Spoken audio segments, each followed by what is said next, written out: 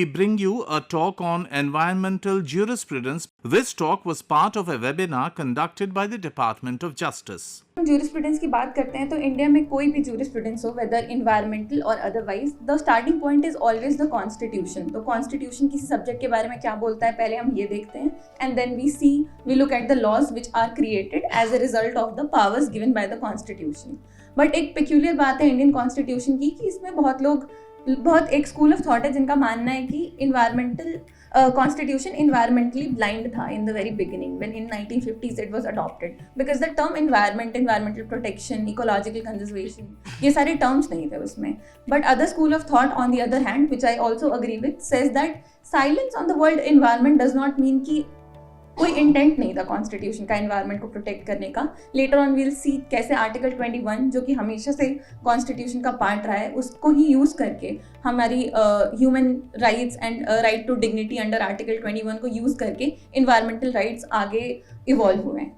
सो ये constitutional rights और fundamental rights, क्योंकि like I mentioned in the very beginning, उसमें मेंशन नहीं था कॉन्स्टिट्यूशन में शुरुआत में, तो वो धीरे धीरे डेवलप हुआ थ्रू अमेंडमेंट्स. बट उसमें सुप्रीम कोर्ट का पर्टिकुलरली काफ़ी इंपॉर्टेंट रोल रहा है. तो starting with one of the cases, तो it is something which people say in environmental law circles कि if we talk about the journey of environment law, वो किसी रिवर से या ट्री से नहीं शुरू हो रहा है, फॉरेस्ट से नहीं शुरू हो रहा है, वो एक ड्रेन से शुरू हो रहा है. Because this was the case of municipal council Ratlam versus Vardhichand का केस, जिसमें there was an open sewage situation, sanitary issues थे एक छोटे से टाउन में मध्य प्रदेश के. वहाँ पे citizens went to court and they asked the magistrate to intervene, because statutory manner में CRPC जो पहले हुआ करता था, विच इज़ नाउ BNSS, उसमें प्रोविजन थे कि पब्लिक न्यूजेंस के फॉर्म में कैसे उसको रिमूव किया जाए.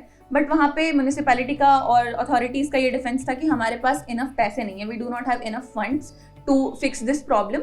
और दूसरी चीज़ उन्होंने ये बोली कि the citizens have chosen to stay in a polluted area, so it is their choice, now they have to deal with it, sort of इस तरह का अप्रोच था. सबसे इंपॉर्टेंट एस्पेक्ट इस पूरी जर्नी में है कुछ अगर, तो वो है पब्लिक इंटरेस्ट लिटिगेशन का. It was nothing short of a revolution when the Supreme Court started taking up petitions by persons who were not directly affected.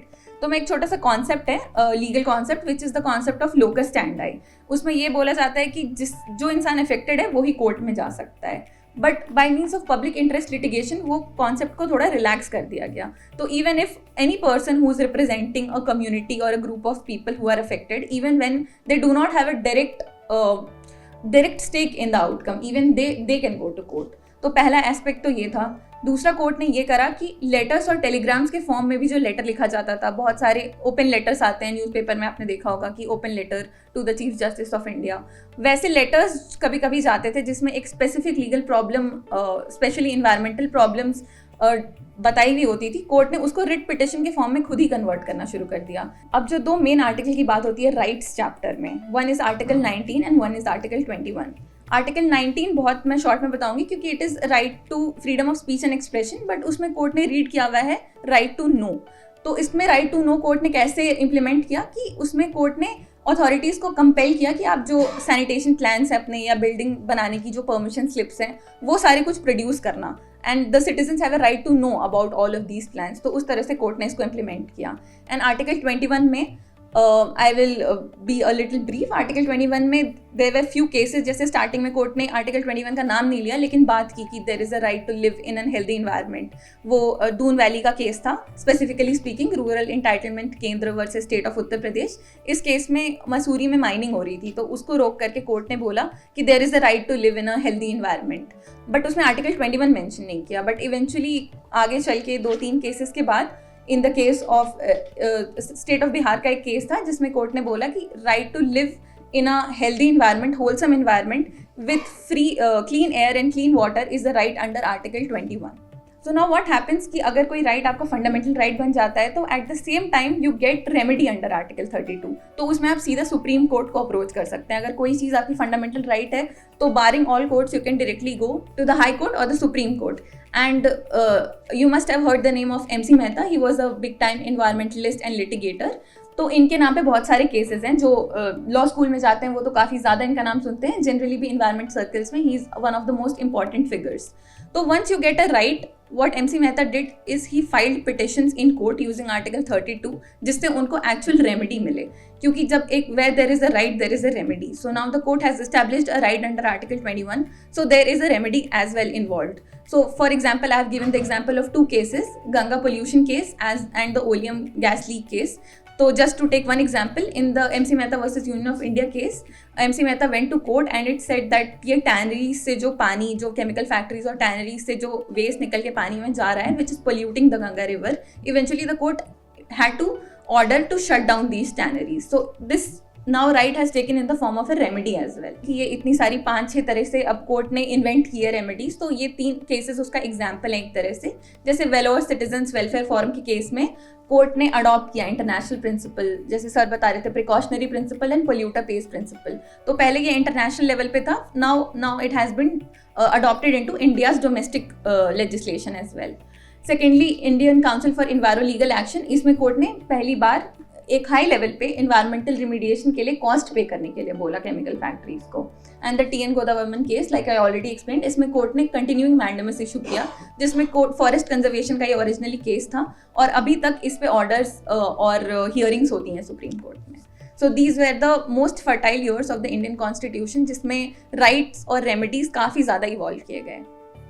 And from doctrine to regulation, talking about, so now all of these were in the form of doctrines कि ये क्या करना चाहिए, कहाँ किस हद तक हमारे पास right है. There are certain cases in which court has taken up the doctrine and converted it into sort of a regulation law, which is also, some people call it judicial activism, because lawmaking is the task of the parliament. But in certain cases when the court felt it was very, very important, the court took up the task of sort of creating a regulation also. For instance, in the case of MC Mehta versus Kamal Nath, court ने बोला कि कोई भी environmental resource cannot be privately owned by someone. It is held in trust by the state for the public of the country. तो यहाँ पे trustee और beneficiary का relationship establish कर दिया कोर्ट ने, जहाँ पे state has a duty of care कि उनको environmental resources protect करने हैं for the citizens of the country. And all these 3 decades of judicial creativity and advanced interpretation which the Supreme Court and the High Courts have done eventually led to the institutionalization of a specialized tribunal, judicial tribunal, which is the National Green Tribunal. It was established as a part of National Green Tribunal Act in 2010. And इसके पहले, इसके पीछे भी काफ़ी सारे judgements में आप देखेंगे कि बात हुई है कि there needs to be a separate tribunal जहाँ पे सिर्फ इन्वायरमेंटल के मैटर्स सुने जाएं. लॉ कमीशन रिपोर्ट्स भी हैं जिसमें specifically NGT, not exactly in these terms, but ऐसा बोला गया है कि there is a big need because environmental litigation in India is huge and the supreme court and the high courts keep getting burden, so there is a need for a specialised tribunal.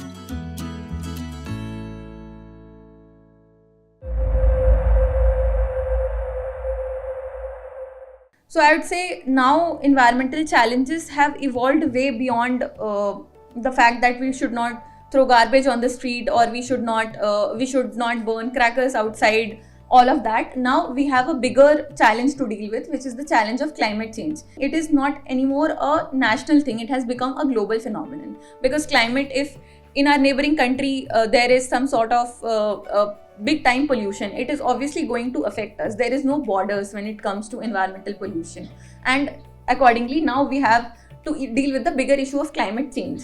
So since I am talking about jurisprudence, ये भी मैं 2 cases के form में बता देती हूँ. जैसे कि एक केस है MG Ranjit Singh versus Union of India, and there's another case of gene mutation versus Union of India. तो इन दोनों में there is a direct conflict between developmental goals and environmental remedies. तो इस केस में क्या होता है, जैसे ये पर्टिकुलर केस जिसमें in 2024 the former Chief Justice of India said that now we have a right against the adverse effect of climate change also, not just free environment, free clean air, water. We also have a right against adverse effects of climate change. So this also is now a fundamental right under Article 21. But a case था Great Indian Bustard से related, which is a species which is rapidly becoming extinct. But the case was that when the authorities are putting up renewable energy transmission lines, which are usually overhead, that was affecting the population of the Great Indian Bustard. So now at one hand, renewable energy is also important, because eventually that will also take us away from coal, natural gas and those sorts of energy resources which create pollution. And at the same time, you also have to protect an extinct bird. So by giving this observation, after giving this observation that we have a right against climate change, the court said eventually try to strike a balance between conserving the bird as well as retaining the efforts that were being taken for renewable energy production. And the second case which I mentioned was Gene Campaign versus Union of India. ये भी same year का case है. इसमें gene mutation से related कुछ approvals थे जिससे related ये case था. But इस case में Justice B.V. Nagarathna ने बोला कि there is a right of intergenerational equity. मतलब अगर आप कभी कोई अभी स्टेप ले रहे हो और बाद में पता चला कि आगे की जनरेशन्स का राइट टू इन्वायरमेंट और हेल्थ इफेक्ट हो रहा है, वैसे भी कोई स्टेप आप नहीं ले सकते.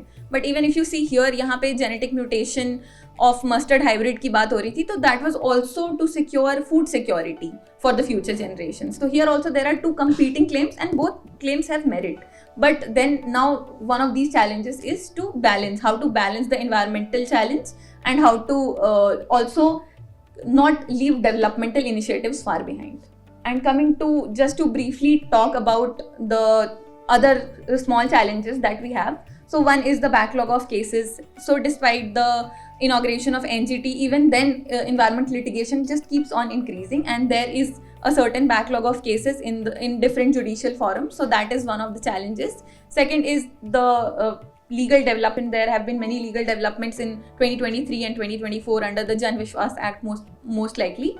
So these amendments also lead to increased litigation, and sometimes there is sort of a confusion at the level of the implementing authorities, because the law is also a very dynamic phenomenon. So that also poses a challenge. And lastly, on institutional capacity. So be it central, state or private level institutions, all these institutions face certain resource-based challenges, so financial constraints as well as staffing issues. So all I could say is, while talking about jurisprudence, is the judiciary has given a very well lit path. Now it is up to the institutions, the governments and the civil society to walk on that path and eventually lead to a cleaner and a better environment for all.